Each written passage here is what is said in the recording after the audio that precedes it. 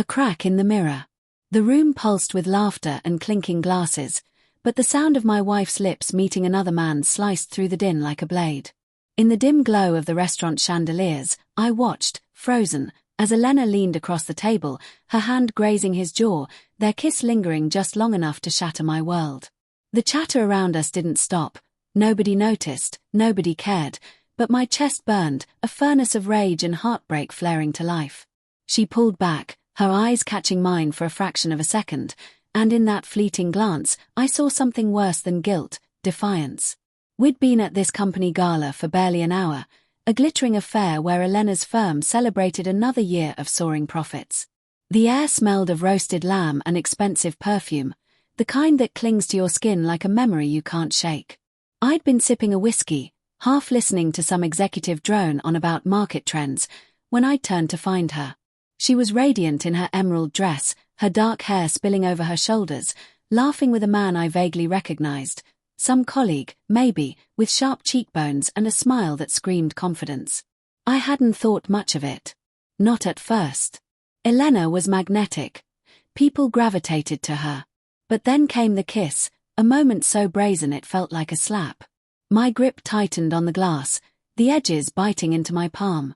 I wanted to storm over, to demand answers, but my legs felt like lead. Was this real?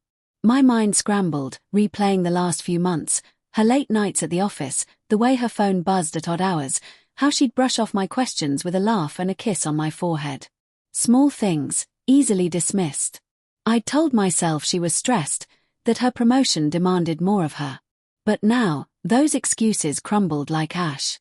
The man leaned in, whispering something that made her laugh again, and my stomach twisted. How long had this been happening? Right under my nose, in front of everyone. I forced myself to move, weaving through the crowd, my pulse hammering in my ears. The restaurant's polished wood floors gleamed under my shoes, each step echoing like a countdown. When I reached their table, Elena's eyes flicked up, and for a moment, she looked startled, like a deer caught in headlights. But then her expression softened, and she smiled, a smile that felt like a lie. "Mark," she said, her voice smooth as silk, "you remember Julian, don't you? From the acquisitions team." Julian extended a hand, his grin easy, unbothered. "Good to see you again, man." His tone was casual, like we were old friends, like he hadn't just kissed my wife in front of a room full of strangers. I didn't take his hand. "What was that?" My voice came out low, trembling with the effort to stay calm. Elena's smile faltered, but only for a second. "What was what?" she asked, tilting her head, her tone laced with playful confusion. She was good, too good, at this. "Don't," I said, my voice sharper now, cutting through the hum of the crowd. "I saw you."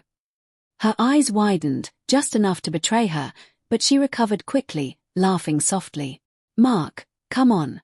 It was nothing. Just a silly moment, too much wine." She reached for my arm, but I stepped back, the touch of her fingers feeling like a burn. Julian leaned back in his chair, watching us like we were mildly interesting play. "Hey, no harm meant," he said, raising his hands in mock surrender. "Just a bit of fun." Fun. The word landed like a punch. I wanted to grab him, to smash that smug look off his face, but the room was watching now, heads turning, whispers starting to ripple. Elena stood, her chair scraping against the floor, and grabbed my wrist, pulling me toward a quieter corner near the bar. Her grip was tight, desperate. "Mark, you're overreacting," she hissed, her voice low but urgent. It was a stupid, drunken moment. It didn't mean anything. Didn't mean anything. I repeated, my voice rising despite myself. "You kissed him, Elena. In front of everyone. In front of me." Her face crumpled, tears welling in her eyes, but I couldn't tell if they were real or just another performance. "I'm sorry," she whispered, her voice breaking. "I don't know why I did it. I got caught up in the moment. Please, you have to believe me." I wanted to believe her. God, I wanted to. For 10 years, we'd built a life together, lazy Sunday mornings, arguments over who left dishes in the sink, dreams of a future with kids and a house by the coast. But now, all I could see was her lips on his, her hand on his face, the way she hadn't pulled away. My throat tightened, and I felt the weight of every doubt I'd buried over the months pressing down on me. How long? I asked, my voice barely above a whisper. She blinked, her tears spilling over. What? How long has this been going on? I pressed, each word like a stone dropping into a well. The late nights, the texts you hide, the way you've been distant. Don't lie to me, Elena. She shook her head, her hands trembling as she reached for me again. There's nothing going on. I swear, Mark. It was just tonight, just a mistake. But her voice cracked on the word mistake, and I knew. I knew because of the way she couldn't meet my eyes, the way her shoulders hunched like she was carrying a secret too heavy to hold.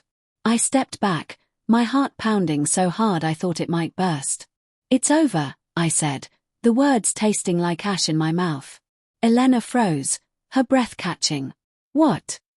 I can't do this, I said, louder now, the anger spilling out. I can't keep pretending everything's fine when it's not. I saw you, Elena. I saw you. She broke then, a sob tearing from her throat as she sank against the wall, her hands covering her face. Please, Mark, don't do this. I love you. I messed up, but I love you. Her words cut deeper than the kiss. Love. Did she even know what that meant anymore? I thought of the man I'd been an hour ago, laughing with her colleagues, proud of her, oblivious. That man was gone, replaced by someone hollow, someone who couldn't unsee the truth. I turned to leave, but her voice stopped me. It wasn't just tonight, she said, so quietly I almost missed it. I froze, my back to her, my heart sinking into a cold, dark place. It's been a few months. But it's not what you think. I didn't mean for it to happen. I turned slowly, my eyes burning into hers. Then what is it, Elena? Tell me. She hesitated, her lips trembling, and then the truth spilled out like poison. Julian, he listens to me. He sees me. You've been so caught up in your work, in your world, and I felt invisible. I didn't want this. I didn't.